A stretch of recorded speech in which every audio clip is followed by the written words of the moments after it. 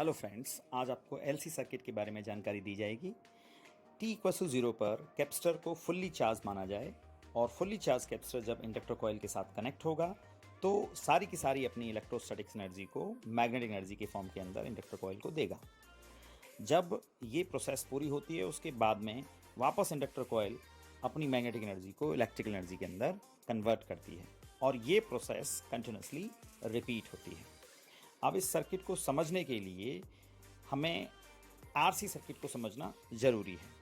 तो हम inductor coil के जगह पर एक रेजिस्टेंस यदि फुल्ली चार्ज कैपेसिटर के पैरेलल में लगा दें तो t इक्वल टू 0 पर कैपेसिटर फुल्ली चार्ज होने की वजह से, पोटेंशियल डिफरेंस होने की वजह से इनिशियली करंट मैक्सिमम होती है और चूँकि रजिस्टर क्या करता है, एनर्जी को कंज्यूम करता है, तो ये current with the time exponentially decay या डिक्रीज करती है और इनफाइनाइट टाइम पर इसकी वैल्यू 0 हो जाती है। अब जैसा रेजिस्टेंस के अंदर हुआ, यदि हम इसकी जगह पर वापस से इंडक्टर कॉइल लगाते हैं तो हम उससे भी यही एक्सपेक्ट करते हैं कि उसके अंदर भी ऐसा ही कुछ होगा कि करंट तेज़ी से एक्सपोनेंशियली डिक्रीज करेगी। लेकिन इंडक्टर कॉइल के अंदर हीट लॉस का फिनोमेना नहीं होता है। इंडक्टर कॉइल के अंदर फैराडेज लॉ ऑफ ईएमआई का फिनोमेना होता है और ये अपोज करने की टेंडेंसी को शो करता है। तो इनिशियली जब fully charge capacitor inductor coil के पैरेलल में लगाया जाता है तो पोटेंशियल डिफरेंस और चार्ज के डिफरेंस की वजह से इंडक्टर कॉइल मैक्सिमम अपोज करती है और इसकी वजह से इंडक्टर कॉइल के अंदर t इक्वल टू 0 पर करंट 0 होती है। धीरे धीरे di/dt की वैल्यू डिक्रीज होती है और VL की वैल्यू डिक्रीज होती है तो करंट अपनी मैक्सिमम वैल्यू पर पहुंचती है।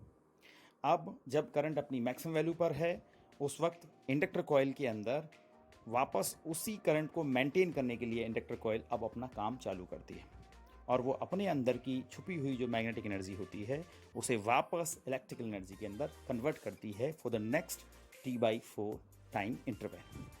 और ये प्रोसेस t/4 पहले electrical to magnetic, then t/4 magnetic to electric में कन्वर्ट हुई। लेकिन फर्स्ट पार्ट के अंदर स्लोप पॉजिटिव में डिक्रीज हुआ और सेकंड पार्ट के अंदर आप देख सकते हो स्लोप नेगेटिव में इंक्रीज हुआ। इस प्रोसेस के अंदर जब सेकंड t/4 वाले पार्ट की हम बात करते हैं तो कैपेसिटर अपोजिट पोलरिटी के अंदर चार्ज हुआ है और यही प्रोसेस जब ये अपोजिट पोलरिटी में होती है तो अब ये अपोजिट डायरेक्शन के अंदर नेक्स्ट t/4 के अंदर electrical to magnetic and then further next t/4 के अंदर मैग्नेटिक टू इलेक्ट्रिकल के अंदर कन्वर्ट होती है और ये प्रोसेस एलसी ऑसिलेटरी सर्किट के अंदर कंटिन्यूसली रिपीटेड होती है। बट प्रैक्टिकली आपको पता है ऐसा नहीं होता है। किसी भी एल और सी की यदि हम बात करते हैं तो उसमें रेजिस्टेंस होने की वजह से कुछ ना कुछ एनर्जी का लॉस होता है जिसकी वजह से ये एम्पलीट्यूड उतना मेंटेन नहीं कर पाता। इसे बोलते हैं हम अनडैम्प्ड ऑसिलेशन। जब रेजिस्टेंस की वैल्यू एक लिमिट से ज़्यादा हो जाती है तो इसे हम basically over damped condition define करते हैं जिसमें ऑसिलेशन होता ही नहीं है और लास्ट में एनर्जी 0 हो जाती है। तो ये इसका फिनोमेना था।